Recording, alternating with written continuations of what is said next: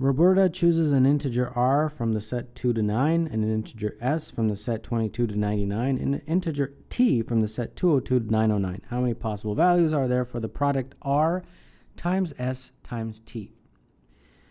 Notice r is the single digits from 2 until 9. And then if you look at the set that s is going to come from, it's actually the same thing. The only difference is that all of them have been multiplied by the number 11. And then t is similar, that it's all of those guys multiplied by the number 101. So if we have a product r times s times t, it will basically be r times some number, we'll call it m times 11, times some number, we'll call it n times 101. So it really is just r times m times n multiplied by 11 multiplied by 101. So all we really need to do in this question, which is, you will see is a lot actually, is figure out the different combinations of r, m, and n. All right, let's do that. Let's start, and we'll concentrate on r, m, and n. And we have to start somewhere. So I'm going to start with the primes. That looks promising.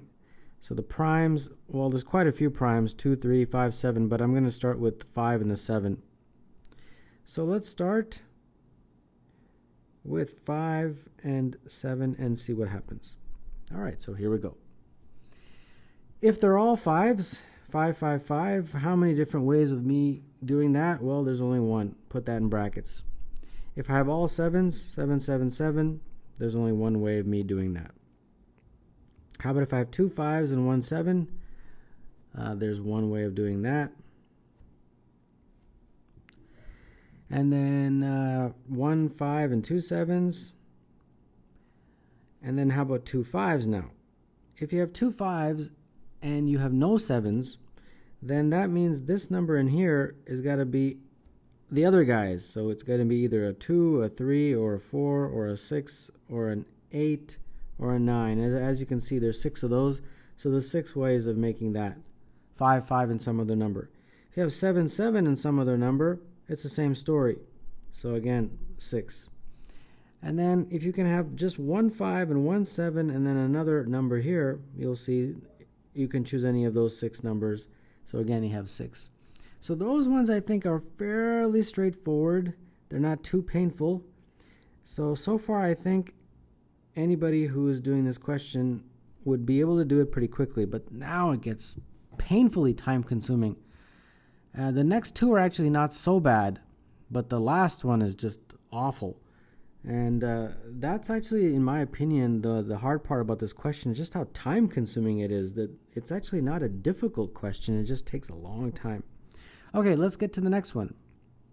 The next scenario, we're still sticking with the 5 and the 7s, is if you have only 1 5, and then you have to choose some other number from this list here.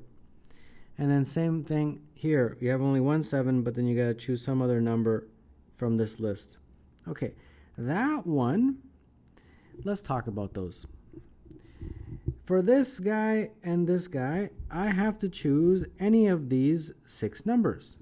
So you think, okay, well, I've got 6 choices here, 6 choices here, 6 times 6, 36. But it's not that simple because you're going to have a lot of doubles. So let's talk about it. Let's insert on the side here the different combinations. So here's the table. For this guy right here, I've got to choose some of these, any one of those 6, and for this one, same thing, any one of those 6. So here is those 6, here are those 6, and this would be the multiplication in the middle. So for example, if I chose this to be a 6 and this to be an 8, 6 here, 8 here, the product would be 48, and that's what it is. Because remember, these are all products. It would be 5 times 5 times 5, right? It's r times m times n. So because it's a product, we have to get the product for these guys. And as you can see, the table does list 6 times 6, 36. But a lot of these are counted twice. As you can see, 6 is counted twice, and some of these are counted more than twice. 12, for example, is there 4 times. So we have to figure out how many unique. And when we count the unique, you'll see that there's only 16 unique products. All the others are multiple doubles or triples or quadruples or whatever.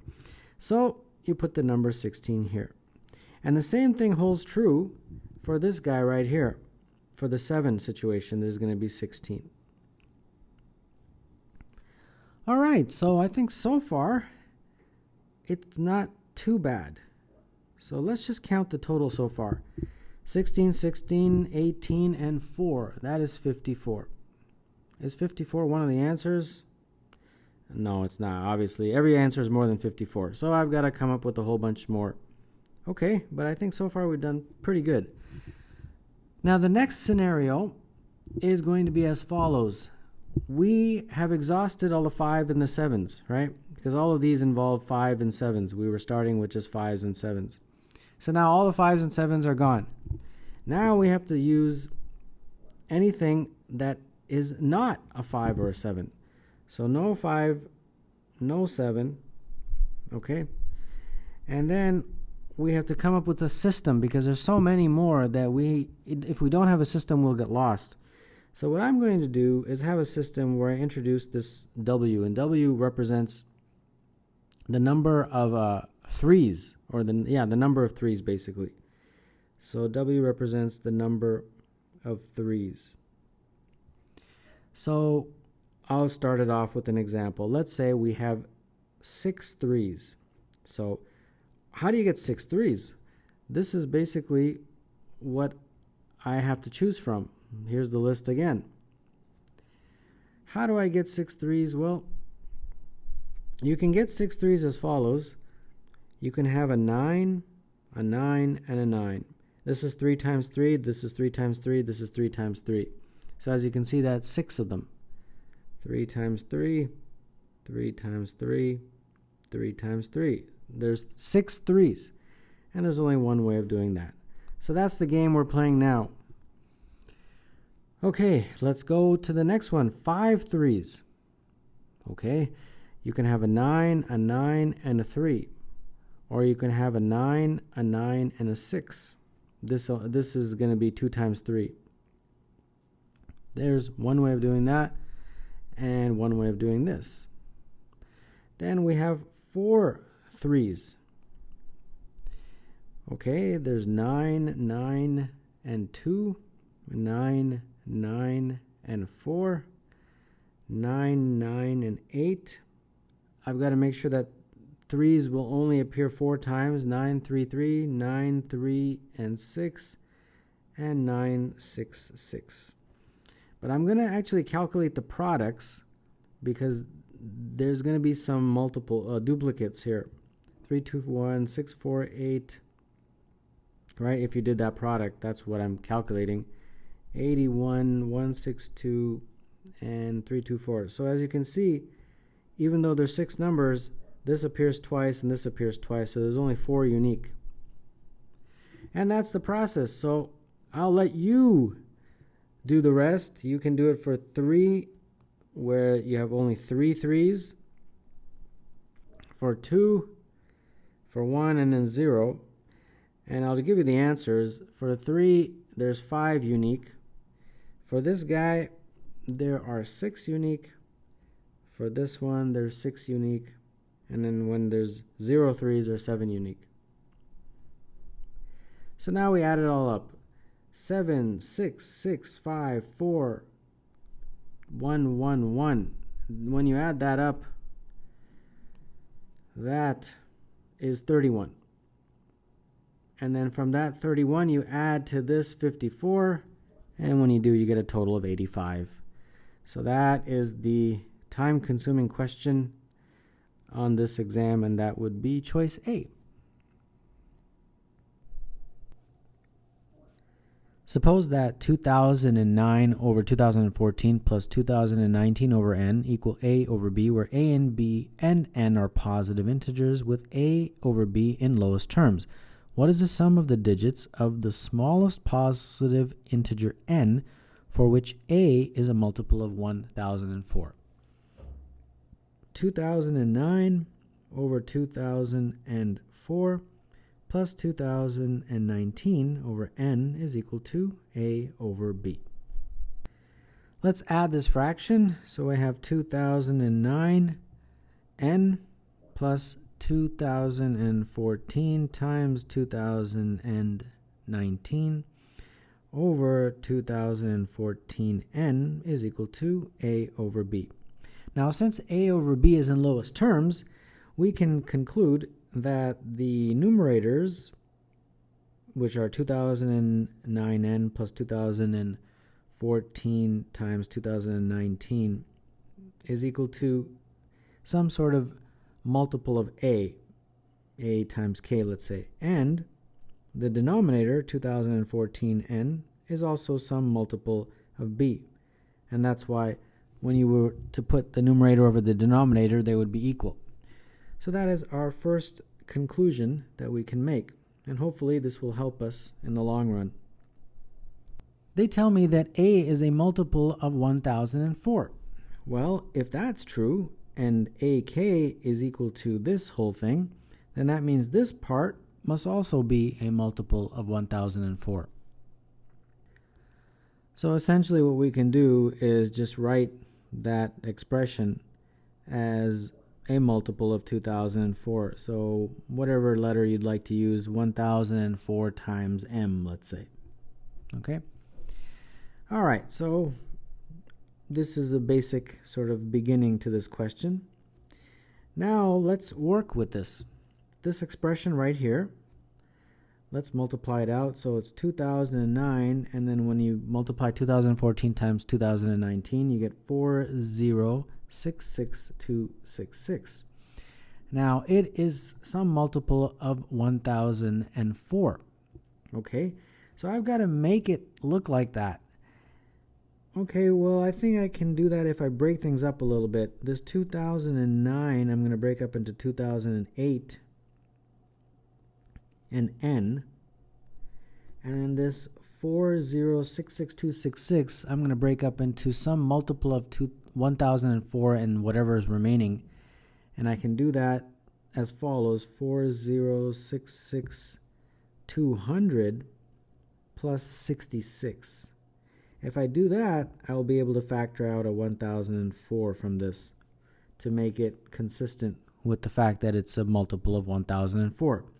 1004 divided by 2000 into 2008n would give me 2n.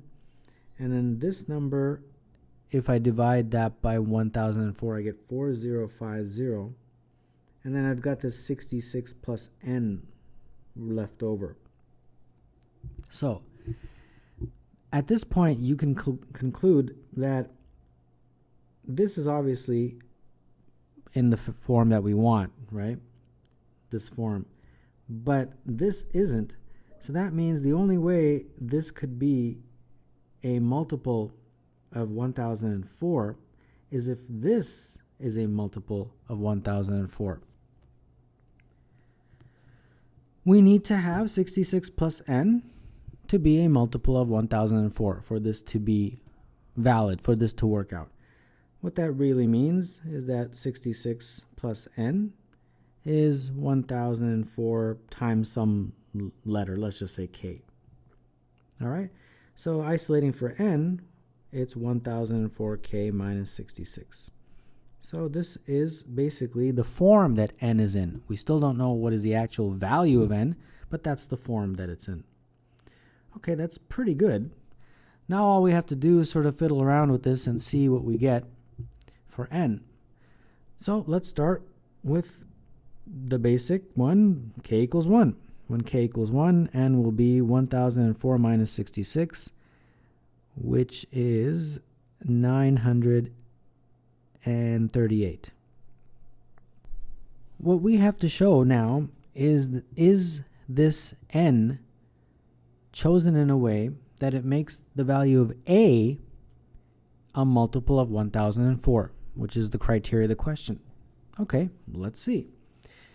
For 938, let's see what a over b becomes. Well, remember, it was 2009n plus that 2014 times 2019 divided by 2014n.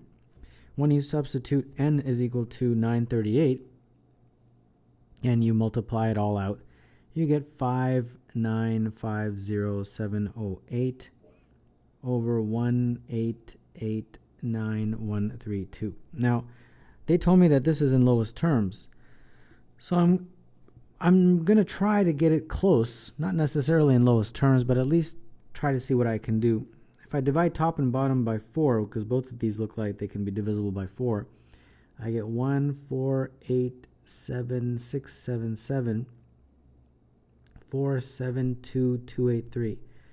Now, regardless of whether this is in lowest terms or not, at this point I can test it. I can see this is my candidate for A. Is this divisible by 1004? Is it a multiple of 1004? And the answer is no. When you take this number and divide by 1004, you do not get an integer. So, A is not a multiple of 1004 here. Okay, no problem. Let's keep going. This one was for k equals 1, so let's try for k equals 2 this time. When you substitute k equals 2 into here, we get n is equal to 1004 times 2 minus 66, which is going to give me a value of 1942. Okay, so now let's figure out our a over b. Same thing, substitute n into that. And when you do, and you multiply it all out, you get 7967744 over 3911188. Let's divide through as much as we can to get it in not necessarily lowest terms, but lower terms. And when you do, you get 1991936 and 977797. Now let's test it out. Let's take this number, which is my candidate for A, and let's divide by 1004. And it works out. This number is basically 1984 times 1004. And also, interestingly, this fraction is in lowest terms. So that really strengthens our argument that this is our number for n. And therefore, since we have found our n, now we have to find the sum of the digits of n. And that would be obviously just 1 plus 9 plus 4 plus 2, which is equal to 16. So that means that number 25, the answer is A.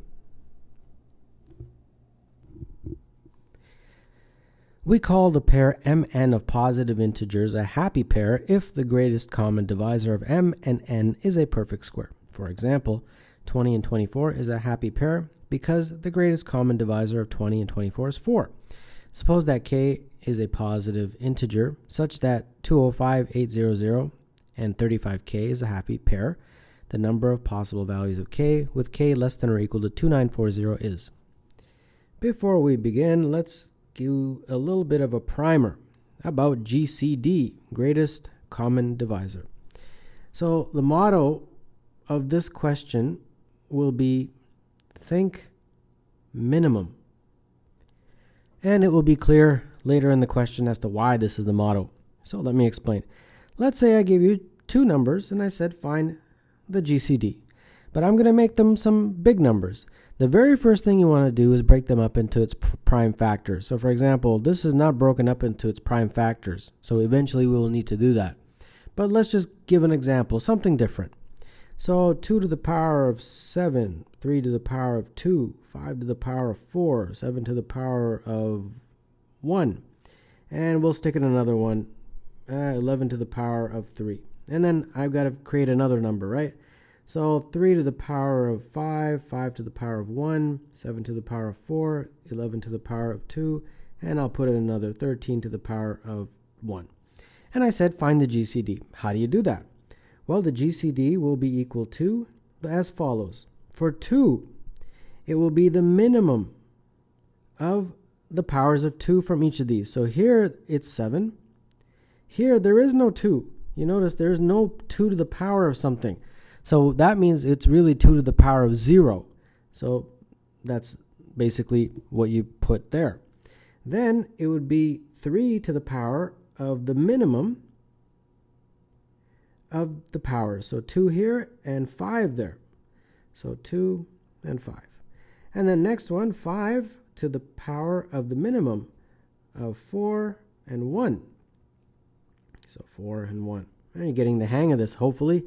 And then keep multiplying. So the next one will be 7 minimum, 1 and 4, right? Next one, 11, the minimum.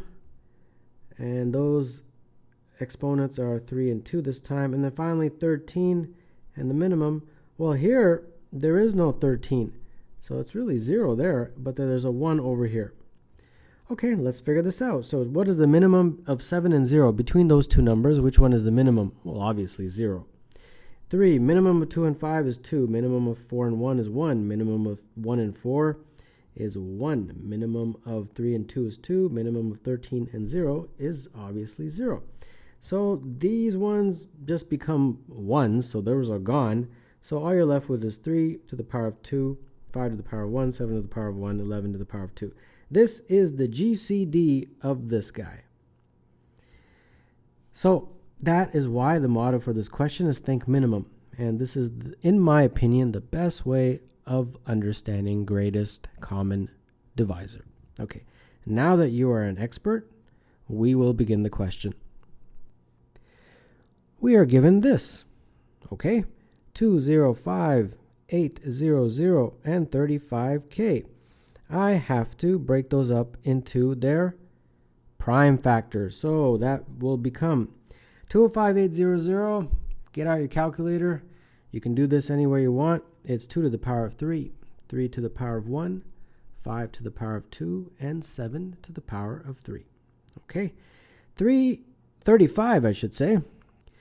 35k, well, that's obviously 5 to the power of 1, 7 to the power of 1, and then some k, and I don't know what k is.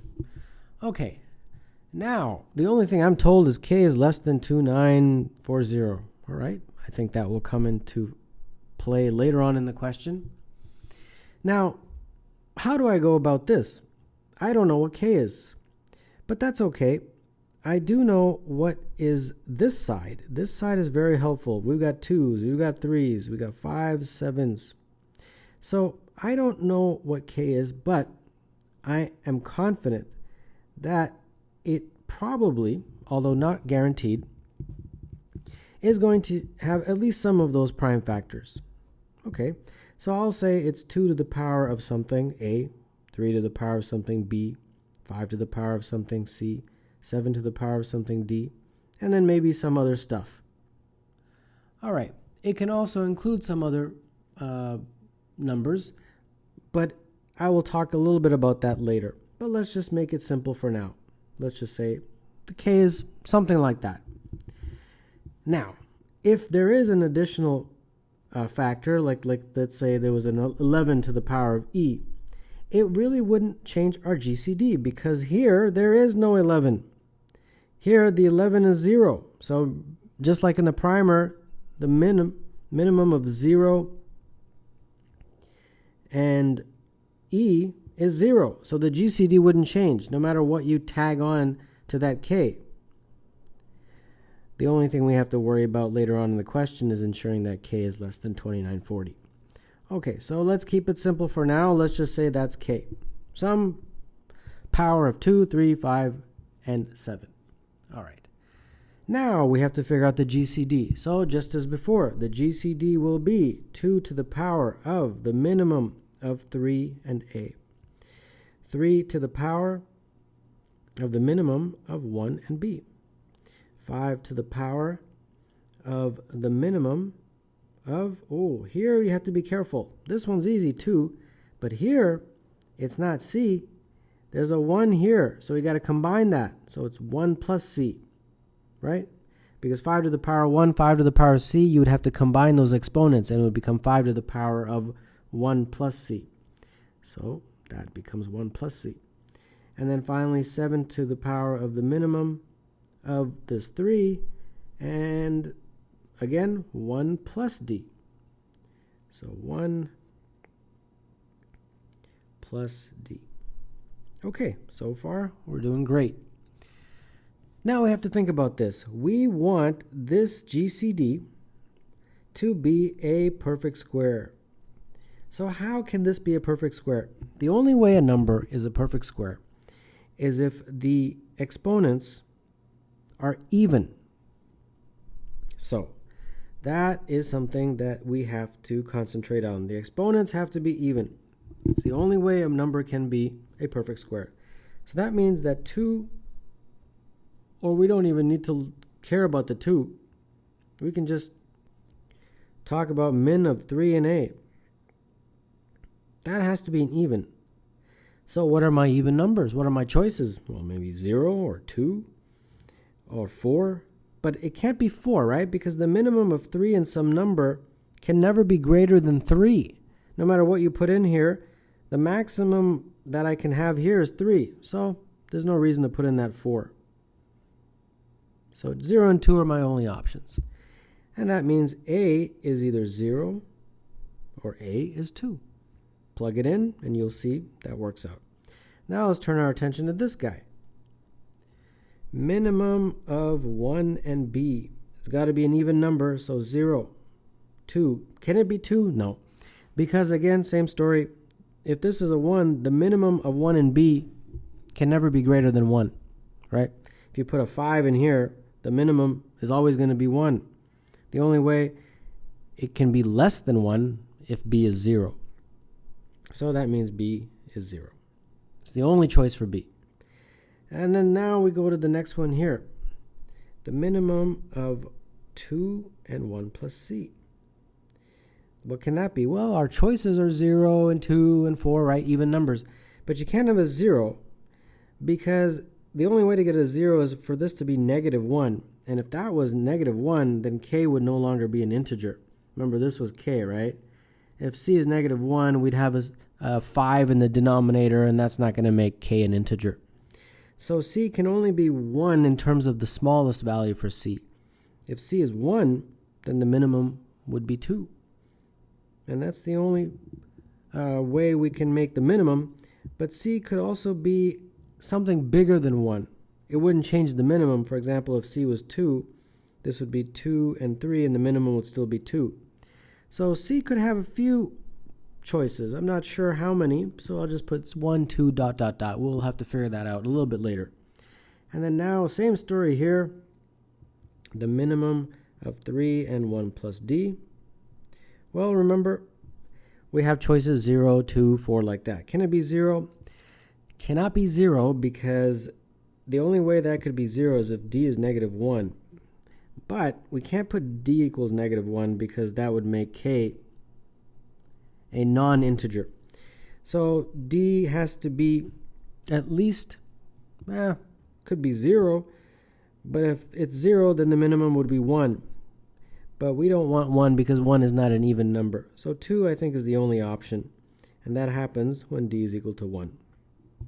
And the minimum can never be 4 because the minimum cannot be greater than 3. All right, so these are our options. So we have boiled it down to this. So that means my A has 2 choices, 0 and 2. B is only 0, D is only 1, and C is what I have to kind of think about. All right, so here we go.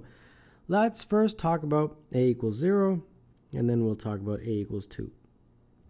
When A is 0, my K was 2 to the power of A, 3 to the power of B, 5 to the power of C, and 7 to the power of D, right?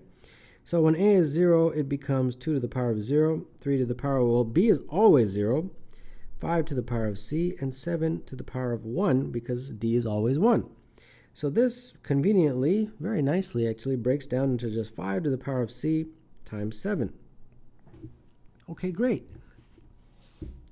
And recall that K has to be less than 2940. So 5 to the power of C times 7 has to be less than or equal to 2940. divide through by 7, and that means you get 2940 divided by 7 is 420. So 5 to the power of c has to be less than 420. The only way that's possible is if c is 1, 2, or 3. If c is 4, it would become 625, and that is not less than or equal to 420. Okay, so we got some values for c when a is 0. Let's do the exact same thing for a is 2. When a is 2, my k becomes 2 to the power of 2, 3 to the power of 0, 5 to the power of c, 7 to the power of 1. So this is 4 times 5 to the power of c times 7, and that has got to be less than or equal to 2940, just like before. So divide both sides by 4 and 7, and when you do, you get 105. And therefore here, the only possible choices for c are 1 and 2. If c was 3, it'd be 125, and 125 is not less than 105. All right, great. I've basically done it. I've got pretty much all the values for each scenario. I've got, let's see here, when c is 1, k would be 5 to the power of 1 times 7, right? Because that's what k is, and that's 35. When c is 2, it would be 5 to the power of 2 times 7, which is 175. And when c is 3, it would be 5 to the power of 3 times 7, which is 875. All right, great. Over here, k is, this was k, right? Yeah, so 4 times 5 to the power of 1 times 7, and that is 140. And when c is 2, k would be 4 times 5 to the power of 2 times 7, and that is 700. So there we go. I got 1, 2, 3, 4, 5. 5 values for k. Or did I get 5? Yeah, I got 5. Okay, great. That should be the answer, right? Let's see. Oh, these are way more than 5. My answer is 5, but these numbers are so much more. So what did I miss? Well, it had to do something with the fact that k could have some extra prime factors attached to it. I touched on that a little bit earlier in the question, but I didn't want to bog you down too much. And that is why there's so many more than what I found. I found 5, but there's a lot more because they're tagging on extra primes. And if you tag on an extra prime, the GCD doesn't change because there is no 11 here. So the min, and I think I touched on this a little bit, the min of 0 and 1 is still 0. So when you tack on prime numbers to k, it wouldn't change the GCD. Now you say, well, then there must be infinite. No, because k has a restriction. It's got to be less than 2940. Okay, so now we got to figure this out. How many more? All right. So let's just look at these 5. 1, 2, 3, 4, 5, and figure them out one at a time. I'm going to start over here with this guy, 140. 140 multiplied by some prime number can also be another k,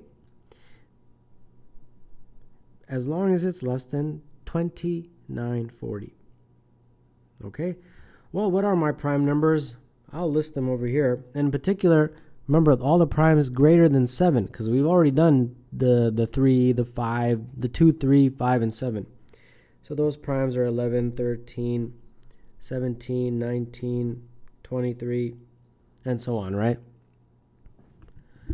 All right, so I want to add on another prime here. Well, when I do that, I have to ensure that k is less than or equal to 2940.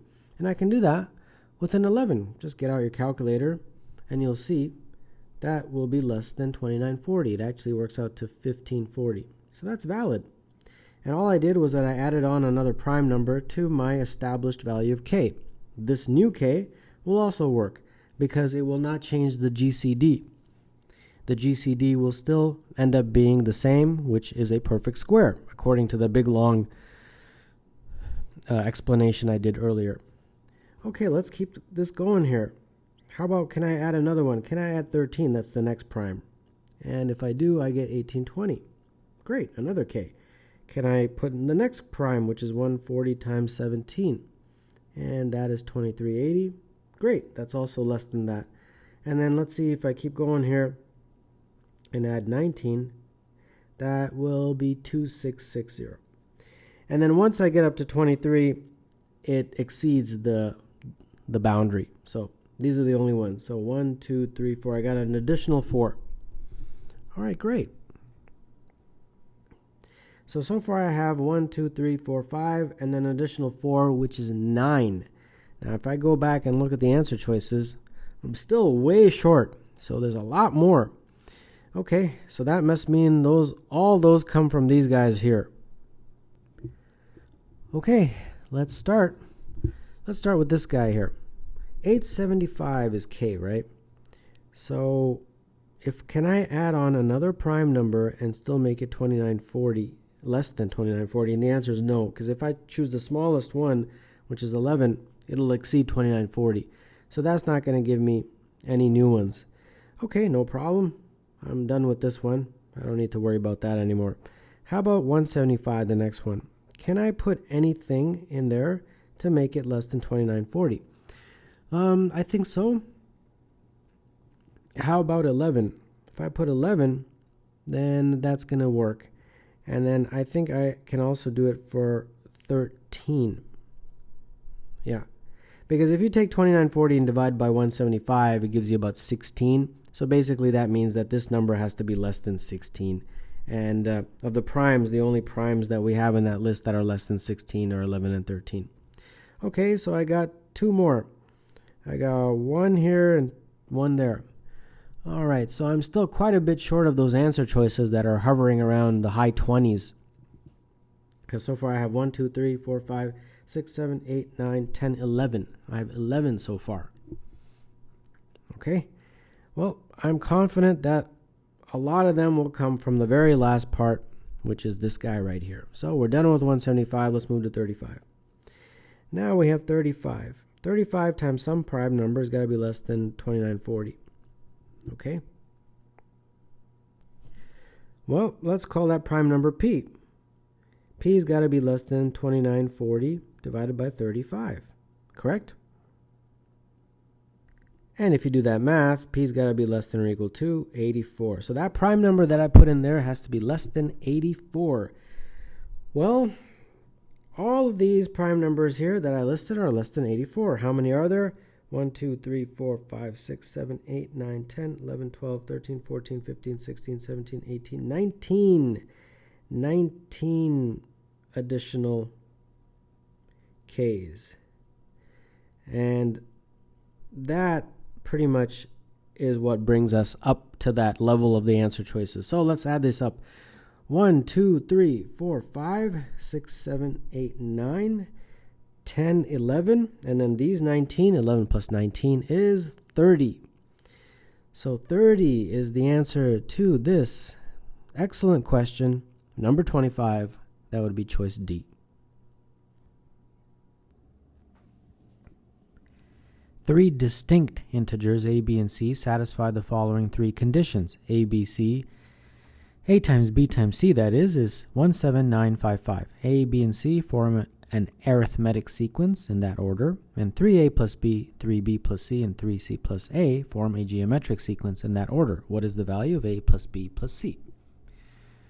Well, on the side here, let's just figure out what they are referring to. A, b, and c form an arithmetic sequence, so that means they are of the form a plus d, a plus 2d, right? That's what it means to be an arithmetic sequence.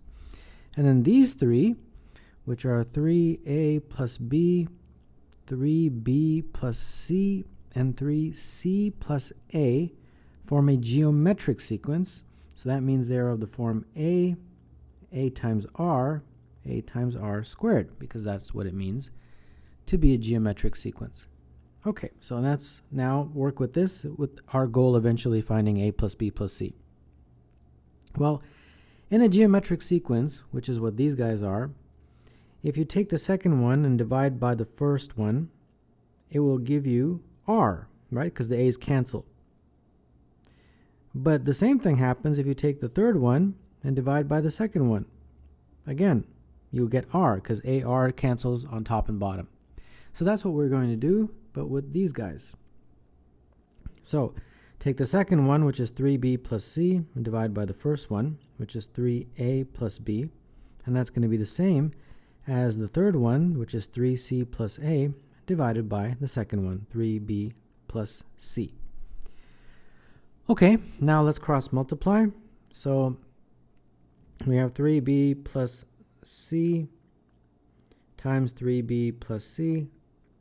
And then on this side, it's 3c plus a times 3a plus b. Okay, but before I cross multiply, I want to substitute what is a, b, and c in terms of my arithmetic sequence. Because right now there's 3 variables, and it would be nice if I can get it down to just 2 variables. The less number of variables, always the better.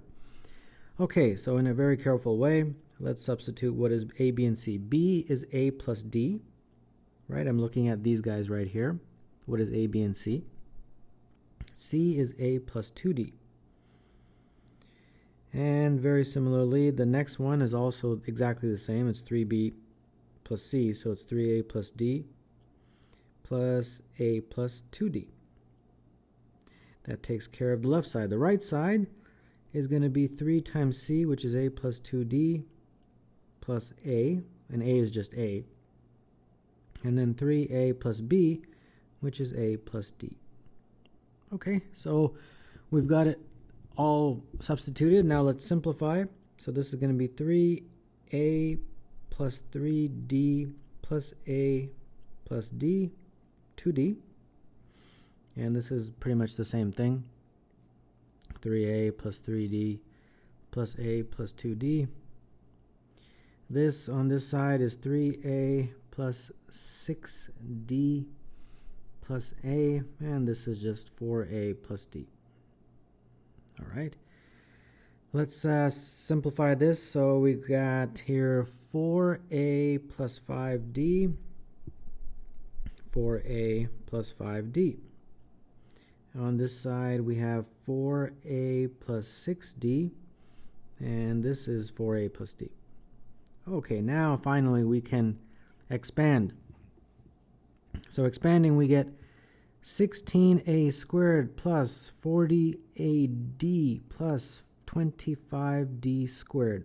On this side, we get 16a squared plus 4ad plus 24ad plus 6d squared. All right, let's simplify everything, put it all on one side. And when I do, I get 19d squared plus 12ad is equal to 0. Okay, I can divide through by d, and that will just leave me with d 19d plus 12a.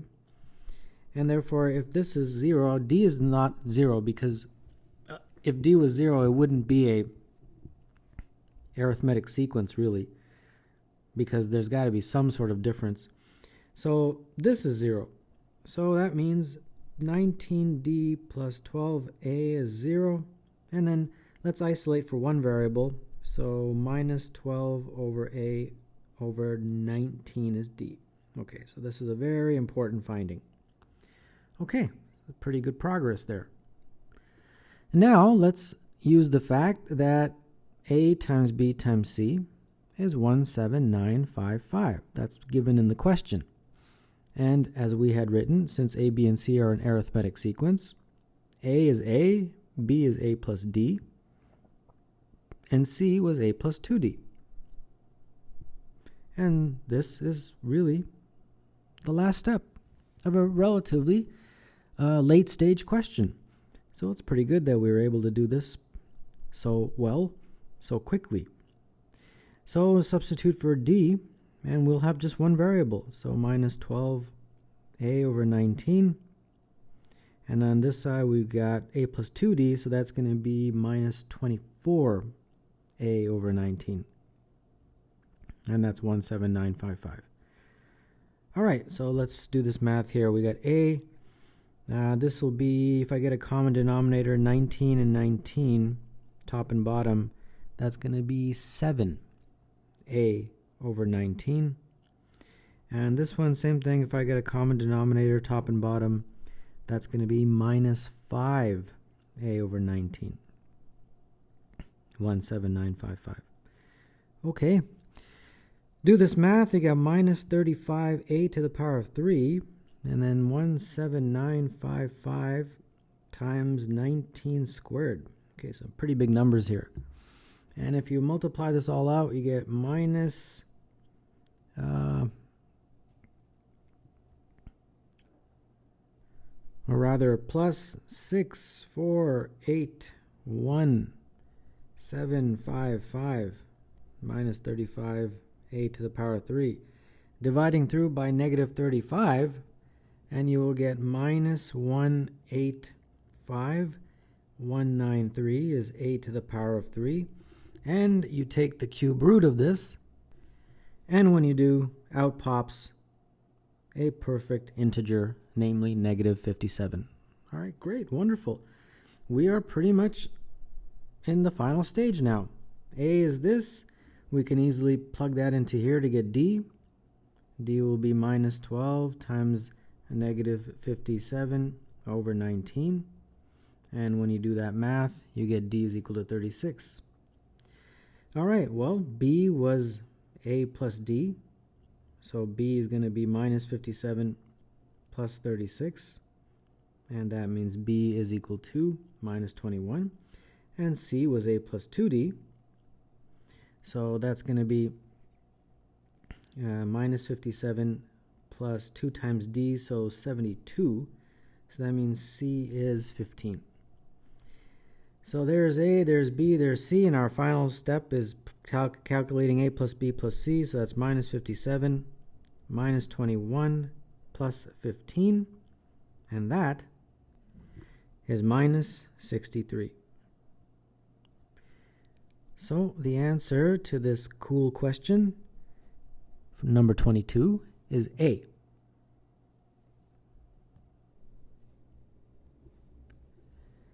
A positive integer has k trailing zeros if its last k digits are all 0 and it has a non-zero digit immediately to the left of these k zeros. For example, the number 1030000 has 4 trailing zeros. Define z at m to be the number of trailing zeros of the positive integer m. Lloyd is bored one day, so makes a list of the value of n minus z at n factorial for each integer n from 100 to 10,000 inclusive. How many integers appear in his list at least 3 times? Note, if n is a positive integer, the symbol n factorial is used to represent the product of the integers from 1 to n. That is, n factorial equals n times n minus 1 times n minus 2 all the way down to 1. Okay, so let's make a table and let's explain this question. Let's start with the smallest number, which is 100. We've got n, and then we've got this n minus z to the n factorial. And we've got to figure out what this is. So 100 minus z to the n factorial. Okay, so what does that mean, z to the n factorial? Well, basically what you have to do is figure out how many times this number has factors of 10. And what I'll do is I'll explain that first, and then I'll come back to the table instead of just filling out the table. So, for example, if z to the power of 100 is what I have to figure out, well, that's pretty straightforward. There's only 2 factors of 10, right? Because 100 is basically 10 times 10. So this is equal to 2.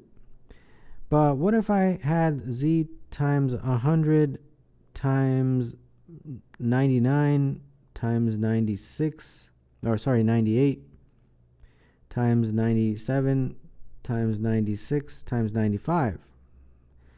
What is that? How many zeros are at the end? Well, you can do that in a calculator, but I'll show you an easier way. You have to figure out the number of factors of 10. Now, keep in mind that 10 is equal to 2 times 5. So really what you only have to do is figure out how many are factors of 5. Well, that is divisible, obviously, by 5. It's divisible by 10. It's 10 times 10. This is not divisible by 5. Neither is this, neither is this, neither is this, but this is. So that's going to give you another 5. And then you're going to be able to squeeze out a 2 from any nearby or adjacent even number. So you squeeze out a 2. And there you go. 2 times 5 equals 10. So this 10 is this 10 give me 3 trailing zeros, right? Because that would 10 times 10 times 10 would basically be 1,000. And that's what I mean by 3 trailing zeros. So this whole guy is 3. See what I mean? So let me show you the 100 factorial. Now, at first it might seem a bit daunting, right? But trust me, if you understand it, it's actually not so bad. This is what you do. You take this 100 and first of all understand that it's 100 times 99 all the way, right? I'm certainly not going to write it all out. Dot, dot, dot, all the way down to 1. Now, all those numbers, we have to figure out how many times do we have factors of 5, just as I did over there. And this is how you do it. You take the number 100 and you divide by 5. And then, of course, you want the integer value, and that's what that symbol means. But here's the thing. All of those numbers from 1 to 100, I wanted to figure out how many of them are divisible by 5. That's fine. That's what this is. But also, I have to figure out how many of them are divisible by 25, because that's also going to give me factors of 5. Okay, so that's a key thing there. And then I have to figure out how many give me factors of 5 when I divide by the next multiple, which is 125. But in this case, it's not necessary because that's going to be 0, basically, because 100 is smaller than 125. So I don't need to worry about that right now. But I do need to concentrate on these two. This is 20 and this is 4. So that means there's 24 factors of 5. And for each of those, you'll be able to get a 2 from an adjacent number. Getting 2s is not a problem. There's lots of 2s, right? Because the multiples of 5 happen every fifth, but the multiples of 2 happen every other. So there's always going to be multiples of 2 to match with the multiples of 5.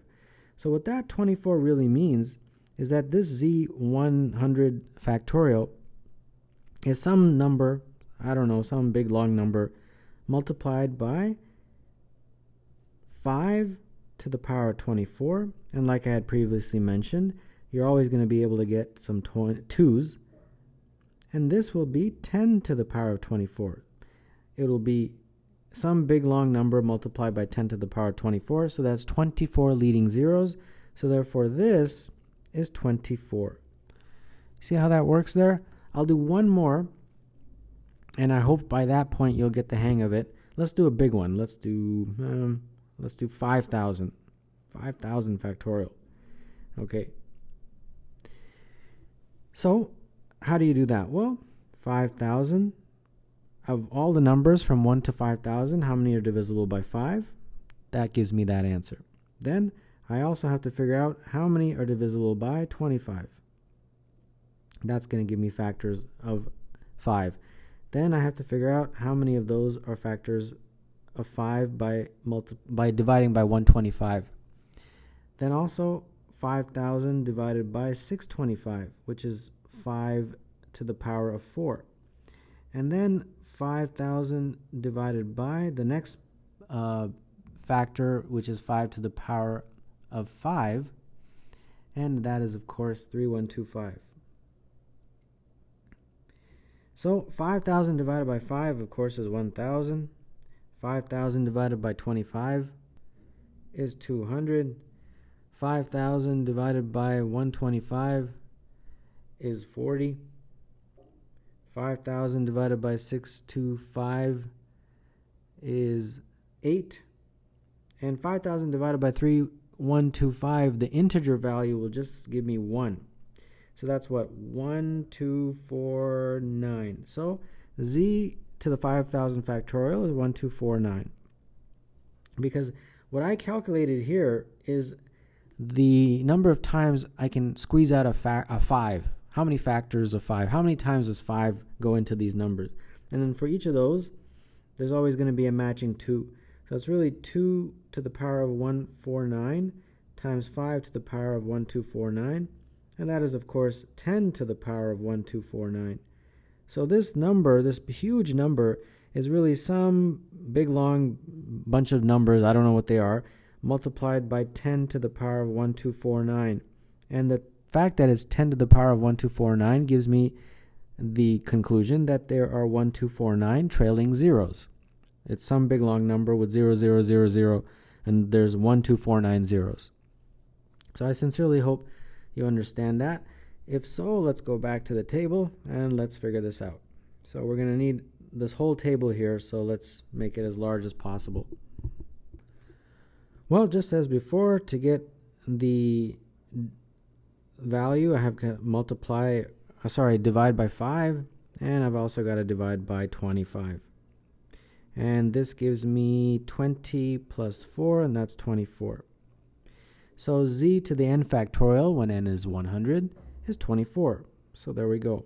And that gives me 76.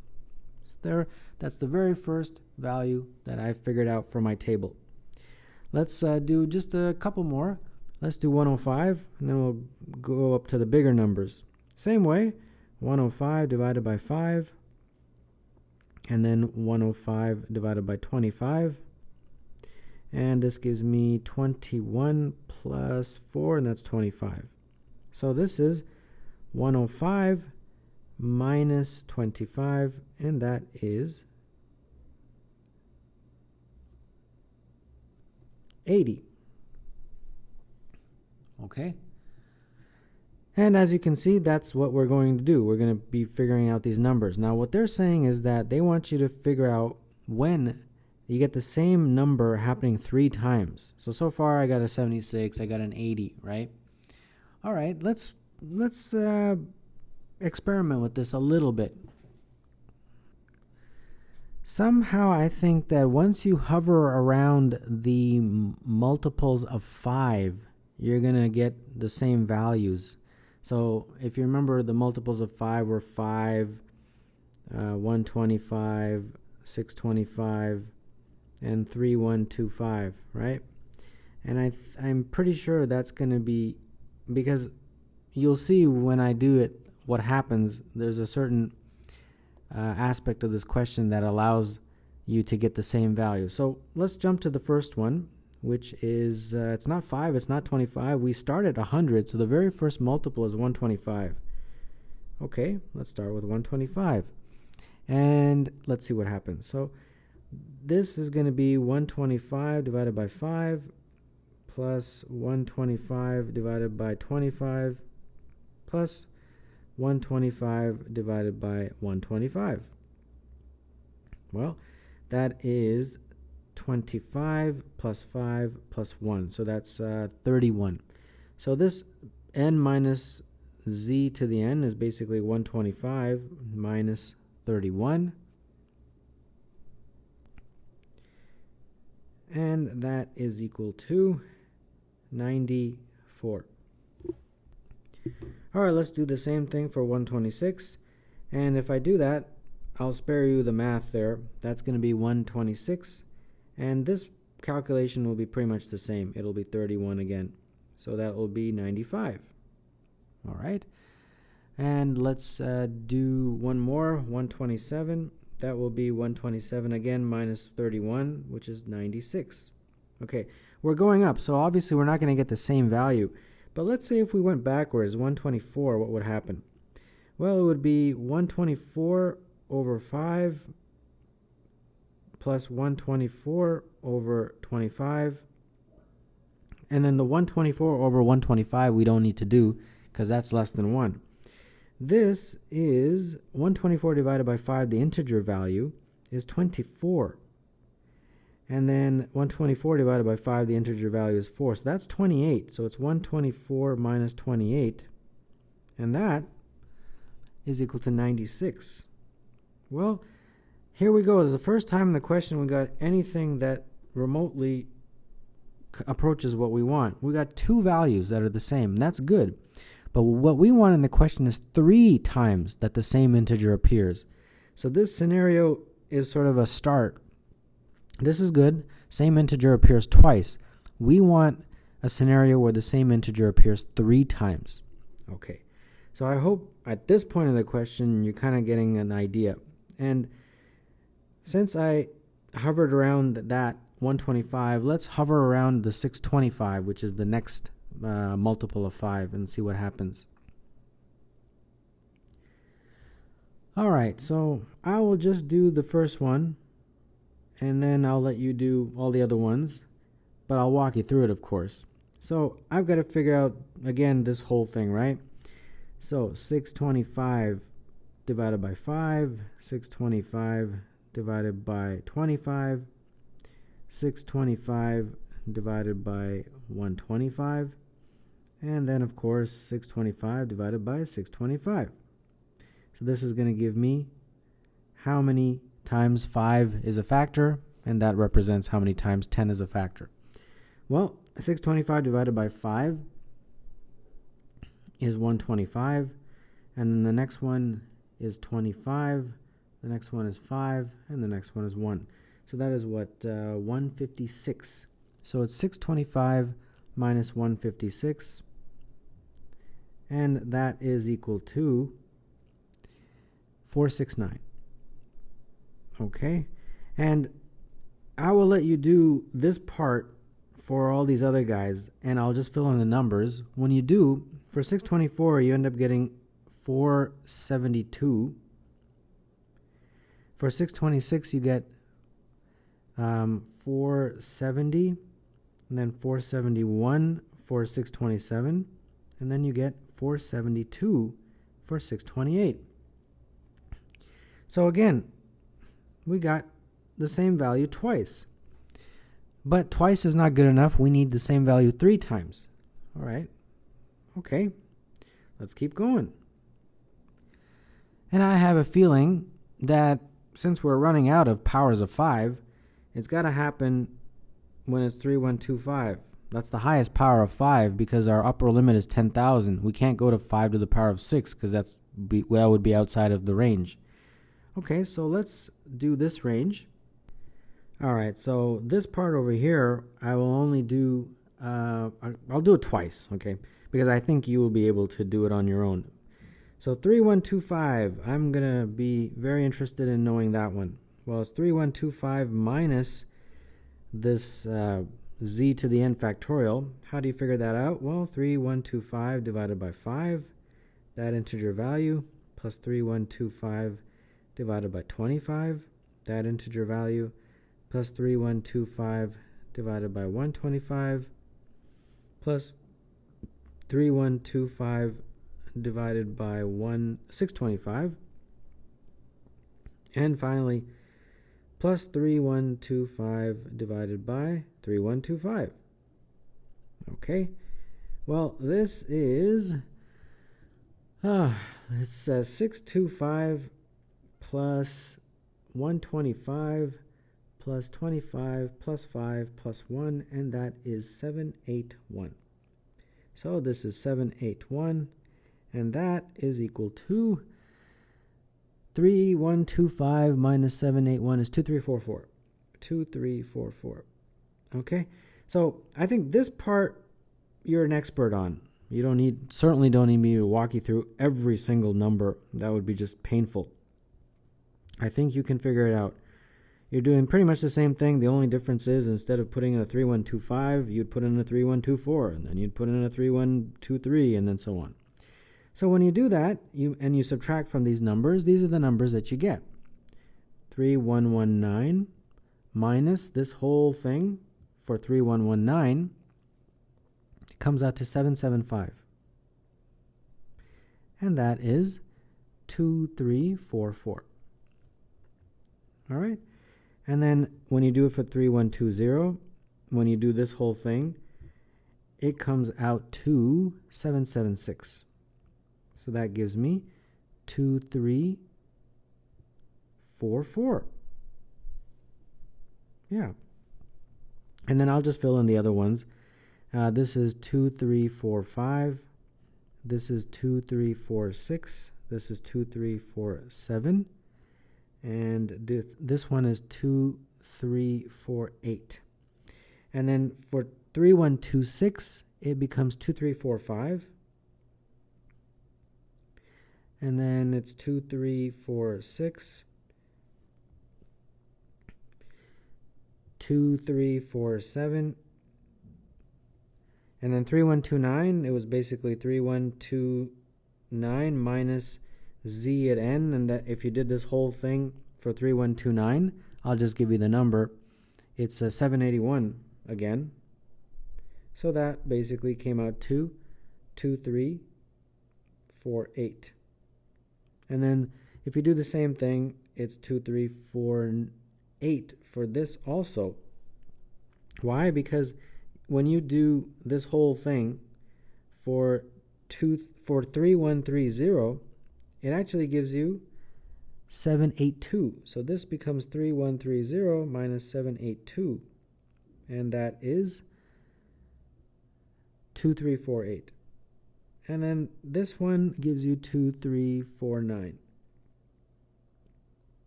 Okay, so now we're in business. Because as you probably have seen, the same number appears this time 3 times. 2344 appears once, twice, and 3 times. There we go. And then there's another one that appears 3 times. It's 2348. 2348 appeared once. 2348 appeared twice. And one more time up here. There we go. So 2 numbers appeared 3 times. 2344 and 2348 both appeared 3 times. The question is asking how many numbers appear 3 times. So far we found 2. Well, I don't want to torture you by doing this again. I did it for 3125. The good news is the next number that it works for is 3125 times 2. And the next number that you get the same scenario is 3125 times 3. Basically multiples of 3125. For this guy, very similar. You will get 2 integers that appear 3 times. So just like how I got 2 integers that appear 3 times, when you do the exact same thing for 3125 times 2, you'll get 2 integers. So you'll get 1 integer, we'll just call it n3 and n4. This is n1, let's say, and n2. And then if you do the same thing for 3125 times 3, again, you will get 2 integers. You'll get an n5 and an n6. And those will appear 3 times. Identical process to what I did right here. Nothing different. And you can do that in your spare time. Just like Lloyd, you can do it too. So how many do I get? I get 1, 2, 3, 4, 5, 6 integers that will appear 3 times each. And that is the answer to this very challenging question. Number 25, the answer is E.